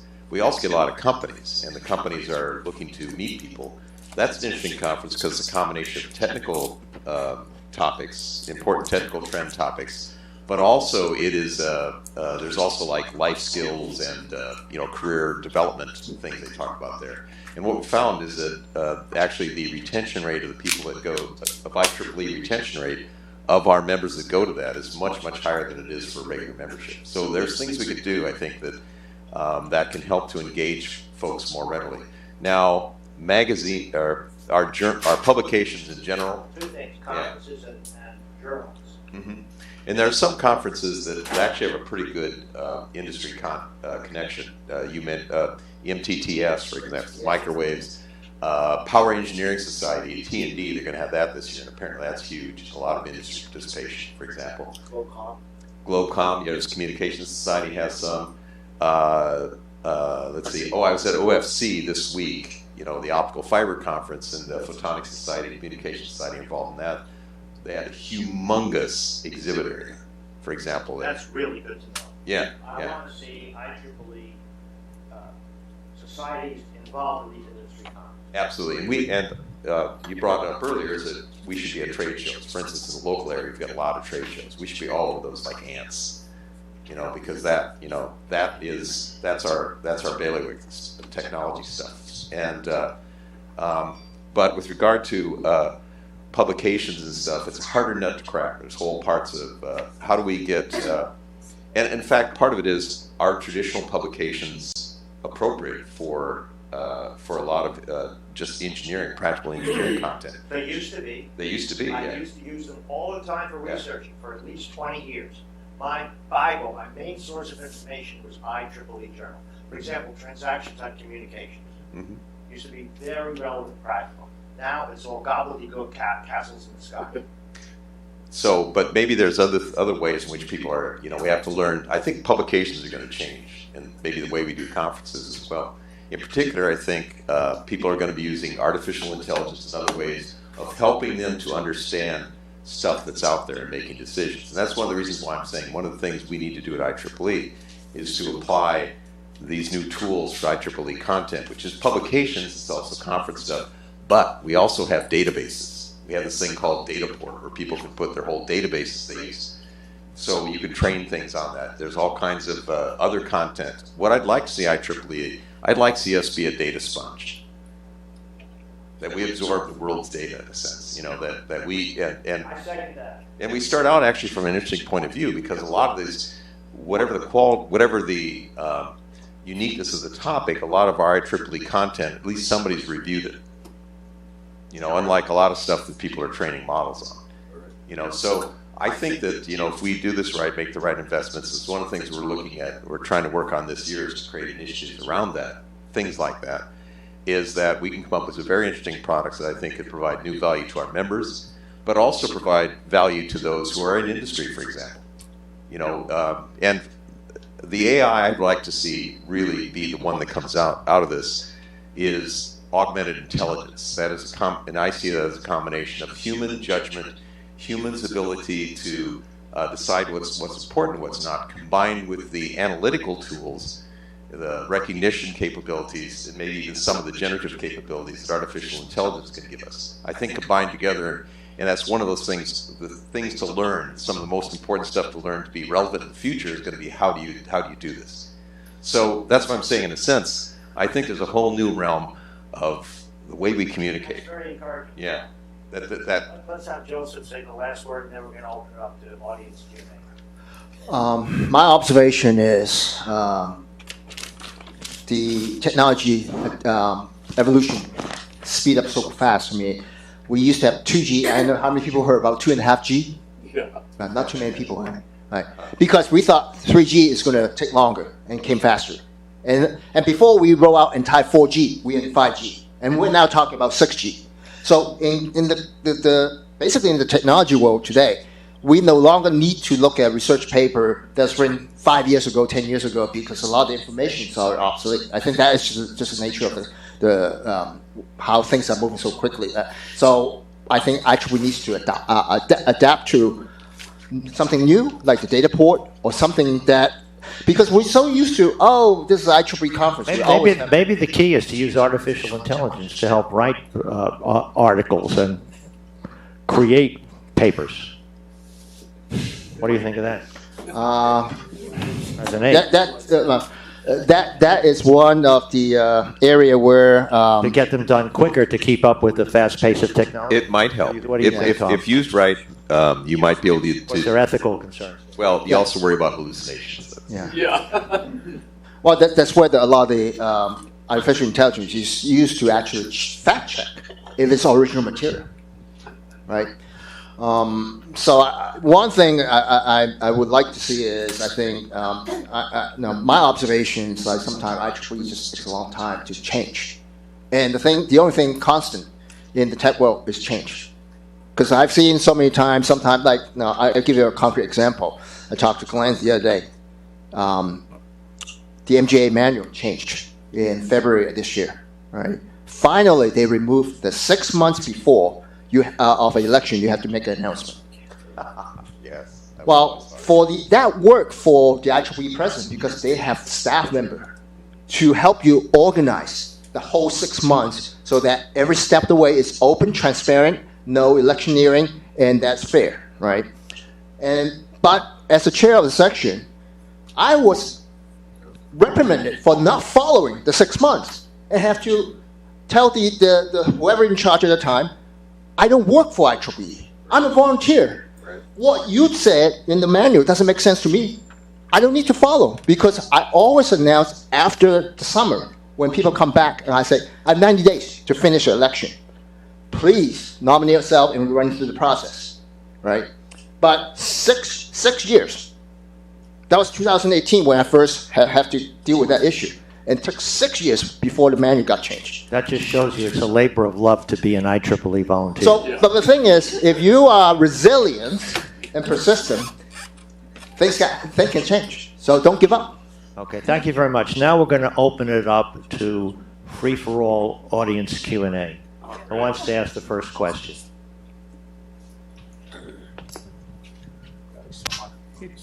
Tom, in talking with folks around the world, now that you've got that opportunity, what are folks in Region 10 doing to, especially the students, to increase their membership? What are they doing different from what we are doing?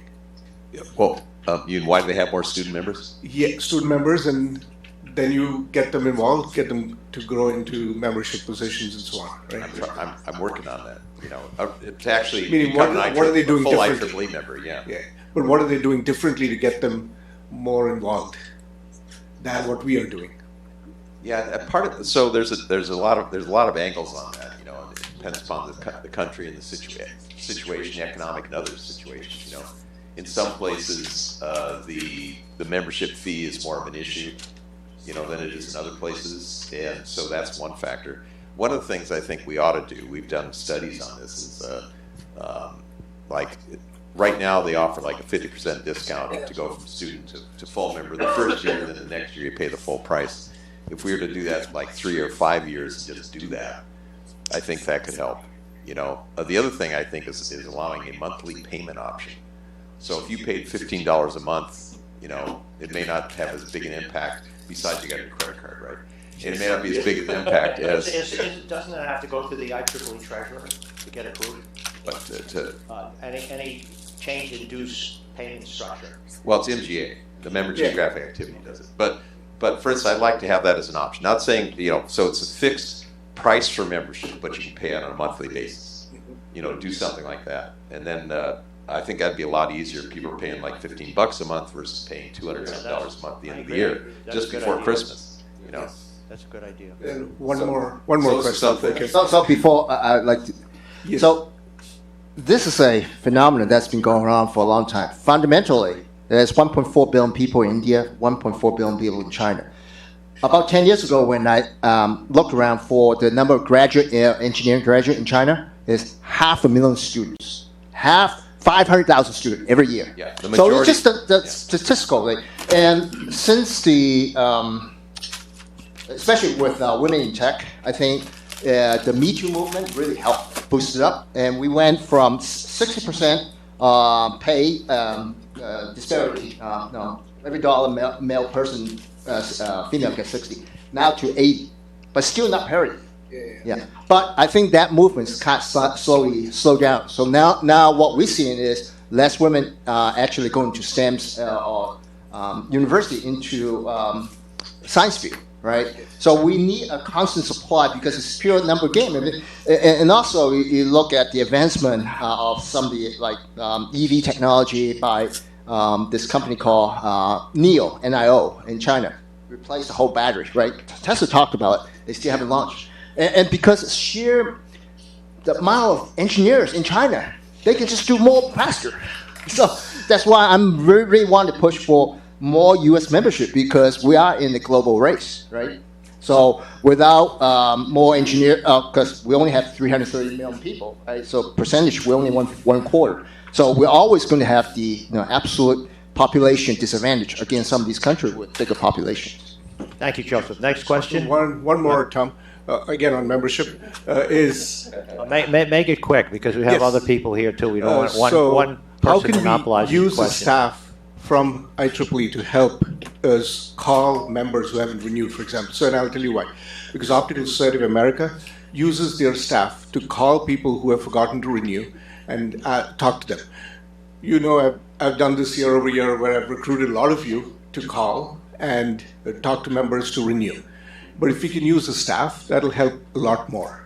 Well, you know, the staff does do emails out and But ways to try to email contact. doesn't help. Actually, talking does a lot more than just sending an email and waiting for a response. But So I think that's a little bit different. When you and I and Tom call Santa Clara Valley members, they recognize us. see, Versus you're a from their stranger from community. New Jersey call and you forgot to renew. I think that's different. Okay. Yeah. I actually like the idea, you know, we got that going, you know, of calling members who have renewed in your local section. And just a quick story on that. So we started this a few years ago. We had help from staff in terms of getting those contacts. So I had my list. I did a couple lists of 10 people. One of them was Gordon Moore, who had not renewed his life membership. So I had like an email address that didn't work. So finally I ended up getting a hold of his foundation, and they got a hold of him and said, yeah, he wants to renew. So again, it's an opportunity to meet interesting people, or at least have a potential opportunity to meet interesting people to do IEEE stuff. All right, thank you, Tom. Kim, Yeah. you're up. You're up. Yeah, Who's so on deck? mine- Who's on mine- deck? What? Where's a volunteer to give the microphone? Yeah, it's going around. Right. Mine is back to the student member part and the things that you were showing there. You were talking about retention and things like that. I think there's a bigger problem that I've learned about. I've talked with Andy Wolf about this, and then we got Benham and Yuhong and Wincy, other faculty members here. It's you don't get very many students as student members even. So that's a small pool before you even lose them to convert. There's a question, how do we get student members? Well, yeah, and you know, recently I heard from some of the Santa Clara University students. They don't think they need to be members. You know, that was what they said on the section XCOM call, and some of them even said it costs too much, which I laughed at. You know, but man, Andy says, yeah, maybe that's an issue. But yeah, getting them in. I think stressing multidisciplinary things. I think that's a big part that could help. But you guys have other thoughts? Well, I think a lot of it is, you know, IEEE is more than a student club. You know, that's well, first of all, getting them in, but also keeping them, I think, as members. I think part of it is realizing what IEEE is, that it is, you know, we're one of the world's largest standards organizations. You know, we're involved in every manner of technology you can think of. We can provide a support network. contacts you can have that can help you throughout your life. You can learn skills by being a volunteer. I think those are the things we need. I think at least, it's like the personal outreach. I think could mean an awful lot. To show value, though. Yeah. Show value. Yeah. I would like to hear actually from Benham. Yeah. You shared some ideas with me before, I right? want to hear it. No, Kim is saying that IEEE has to show value. How can we do that? I agree. So can I speak?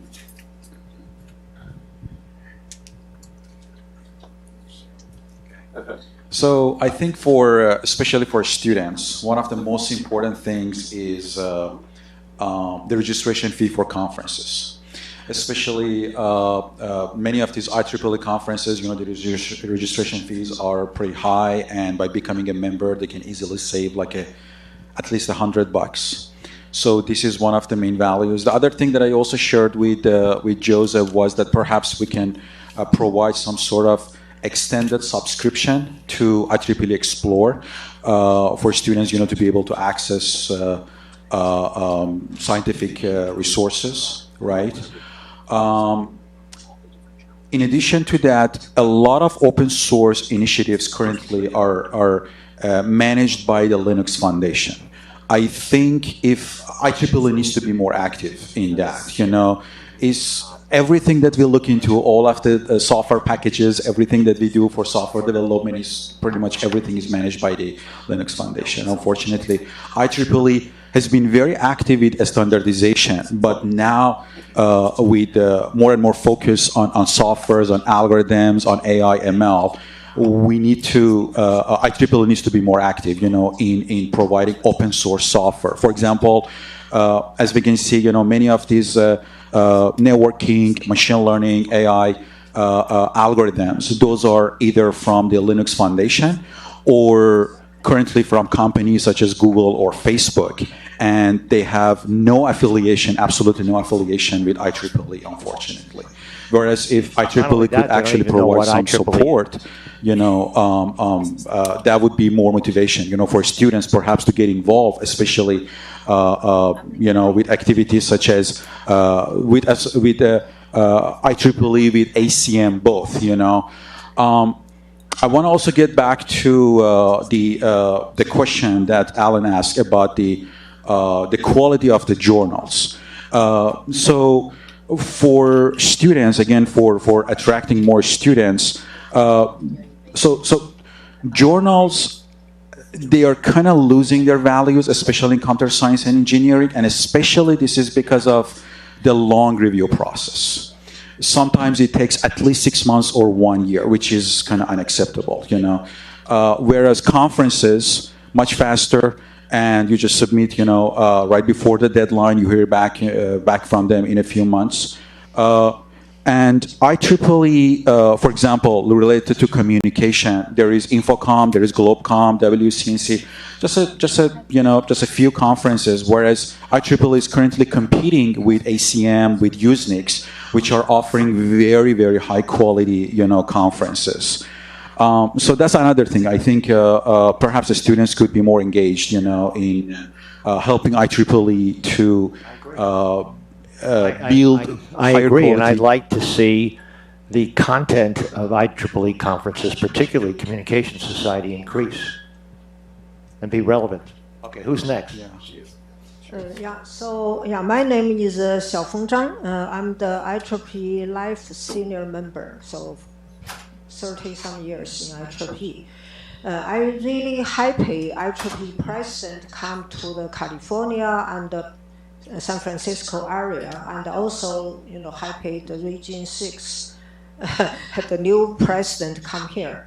So in my memory, maybe 20 years ago, have some IEEE conference in San Francisco. After then, never.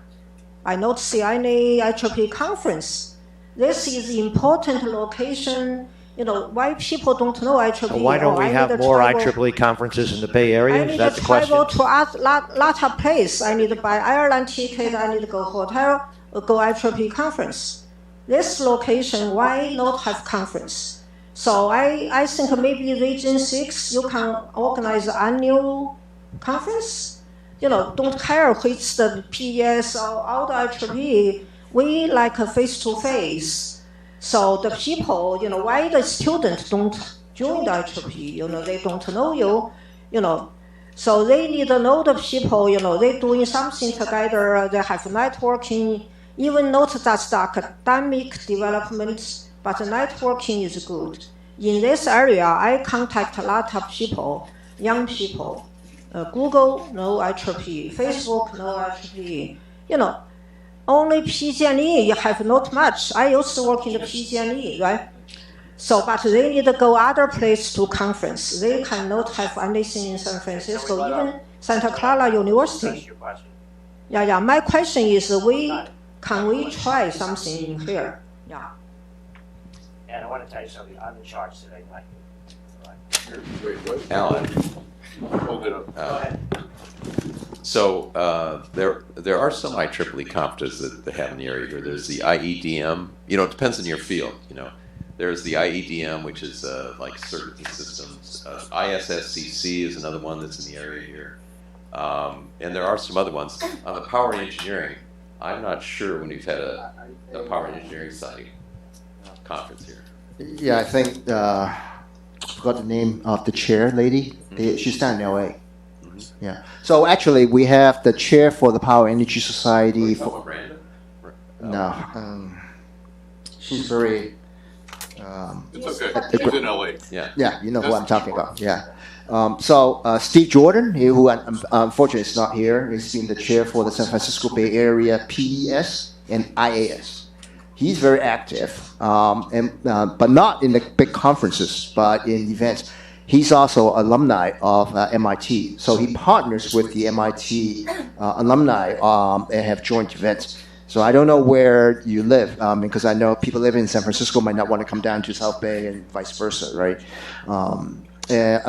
One thing about San Francisco is that we're missing a San Francisco section chair right now, and the San Francisco section has not been very. I think the only group that is the chapter that's active is PES, because it's a joint 3-section PES.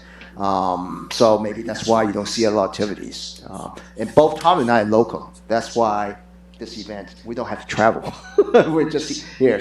So, but I think in the past, actually, we had Roberto, the past president. We have a few past presidents. Pretty much all came out. And then Roberto DeMarco, you mean? Yeah, Jim Jeffries came out 2 times because we have the major milestone in Mountain View. So we do, but the thing is, it's difficult. Like Tom said, he traveled 2 million miles a year on behalf of IEEE. So that's why I want to grab him quickly for this time before he starts heavy traveling again. Because even though he's local, but still difficult to get. But I live in a plane a lot. Yeah. Now I have a challenge for you. Oh. So this last week there was a Region 3 meeting. Now Region 3 is the southeastern United States. Yeah. They have this thing called Southeast Con. Yeah. And it is awesome. They had like a whole room full of people building robots, and, students doing robots. Yeah. It was like, and they have these impressive mazes, or things they had to cross a chasm. They had to pick up blocks and move them around. And they also, like FIRST Robotics.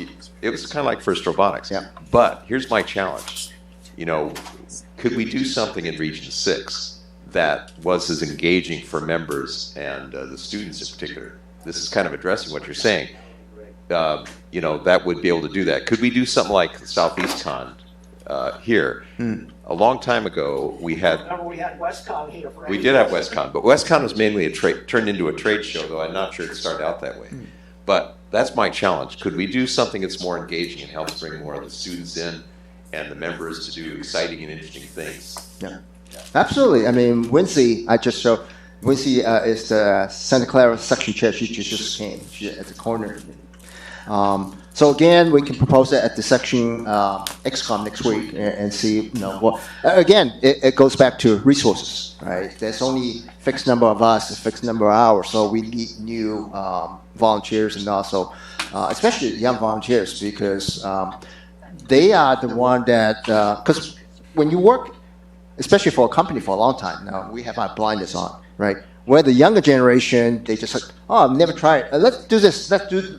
And some of the things might work out even better than we originally thought. Just like IEEE has carried. Oh, we always have conferences, and the first thing is 9 months before we call for papers, right? Until we have WeIOC.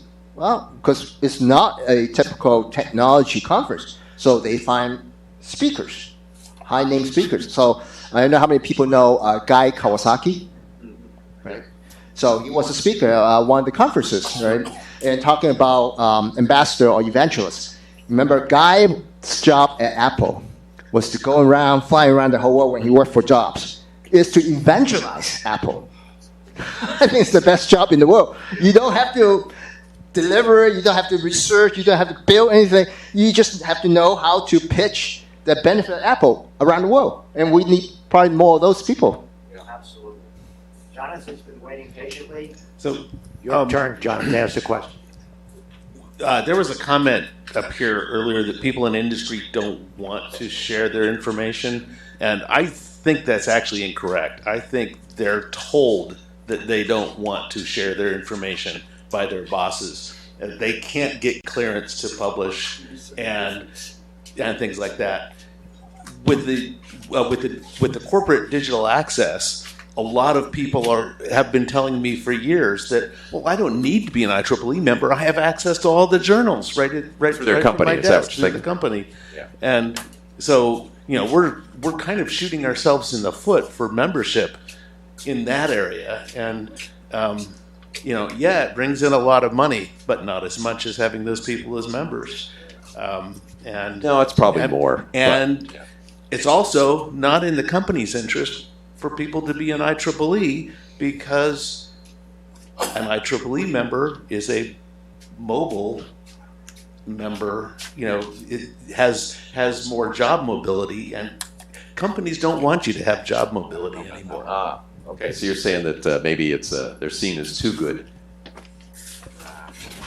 All right, so you want to respond to that, Tom? Let me share. Okay. All right, Okay. I'll share an example. So a lot of you have gone to the TI building in the past before the pandemic to have to attend technical meetings, right? So one time I was contacted by a VP who sponsored it because there's a cost for the cost center manager to allow you to use that room. Right. And I said, so what he told me is, hey, I just realized I'm sponsoring 9 chapters to have the technical meetings. It's too much. Right. How about 5? I said, I'm glad that you support 9, but if you think that's too much, 5 is good, right? I said, why are you so supportive of IEEE? He said, if it's in my building, more of my employees will come down and attend your technical meetings and get trained. If I have to send the employee out, it's $1,000 a day, expenses for training. And most of these meetings are free or very low cost. And that's why sometimes you look at, I would say, pretty much, I can't read, I don't attend every single technical, we have 30 OUs, right? We only have 30 days, 31 days. That means, and in the past, we actually coordinate. So the first Tuesday is Consultants Network. The first Wednesday of the month is ComSoc. So we don't overlap ourselves. And pretty much all the technical meetings I've attended, we always get great speakers, right? And one of the ones that I was told about was Joe DeCore, members from Consumer Technology. 2014, he came and talked about Bluetooth mesh because he worked for a company called CSR. And one of the limitation of Bluetooth was distance and the number of devices that you can connect. And he said CSR has a proprietary mesh technology for CSR. And I sit on the Bluetooth SIG.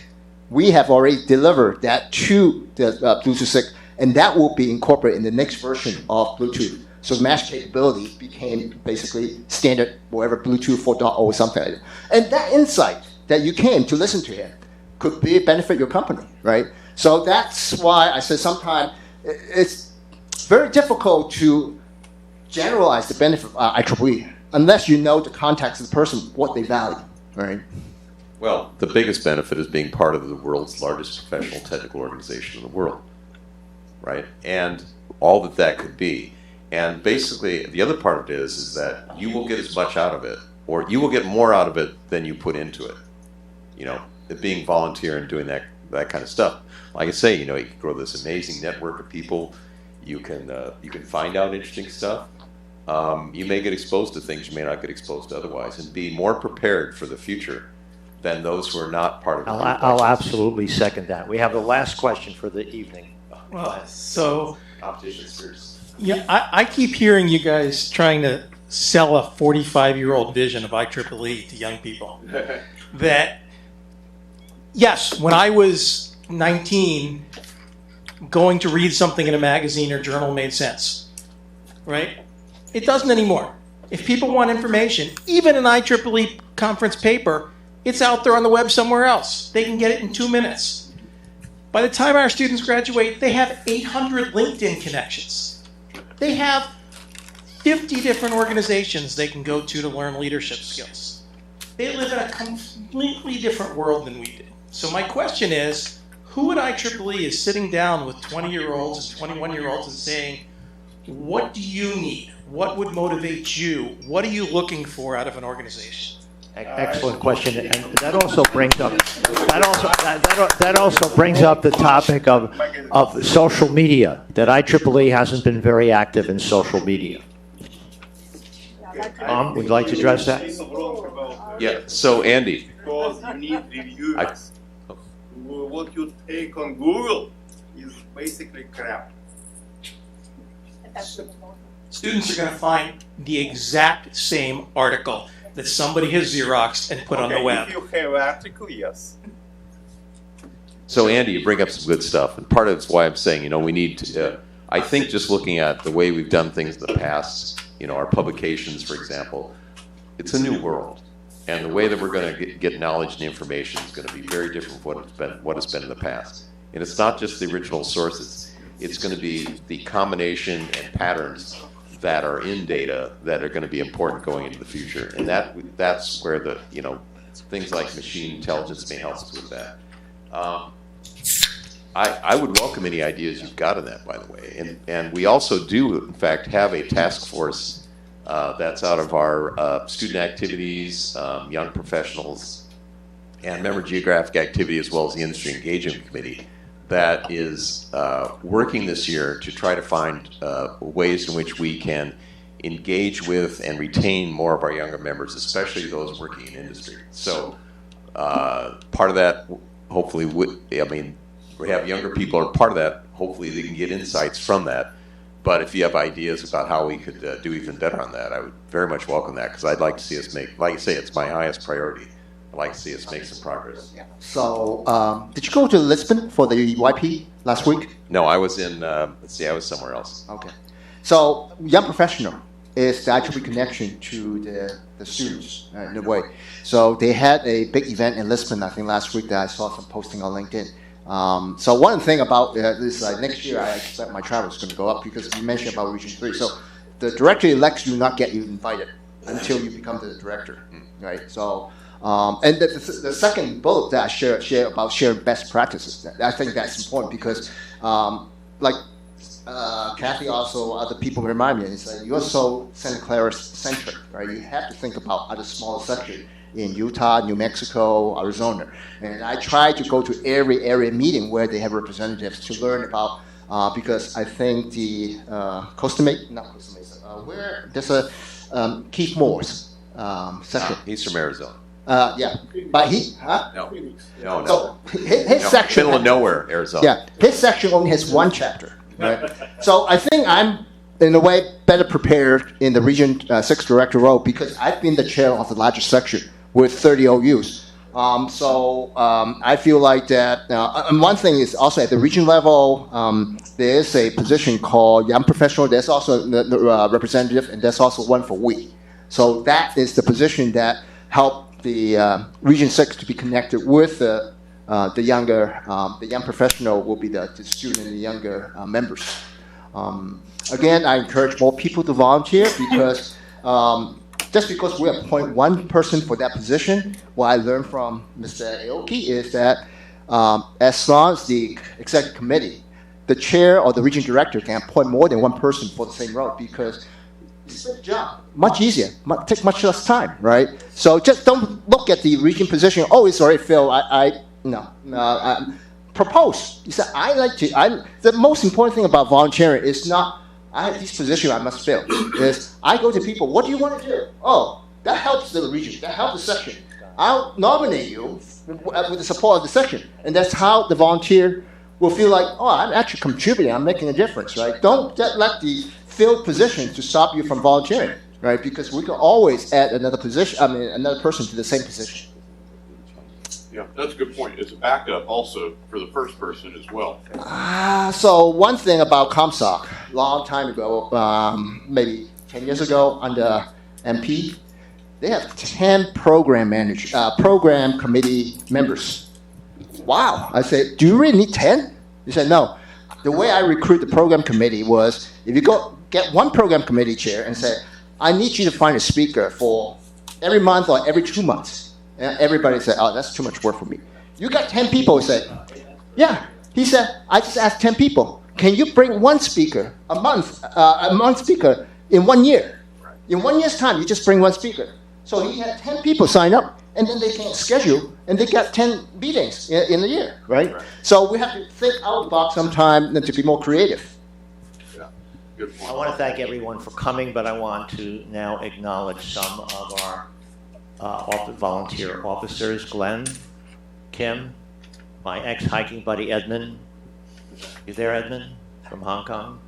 And most of all, Ed Aoki. Ed Aoki has been a source of information for all of us for many decades. I remember when I first came back, when I stand up right there, and he offers advice, sometimes unsolicited, to everyone. And he is a terrific resource for any of you in IEEE Santa Clara Valley. So I'd like to thank all of you for coming, and especially acknowledging our IEEE volunteer officers who came and actively participated in this evening's session. Thanks so much.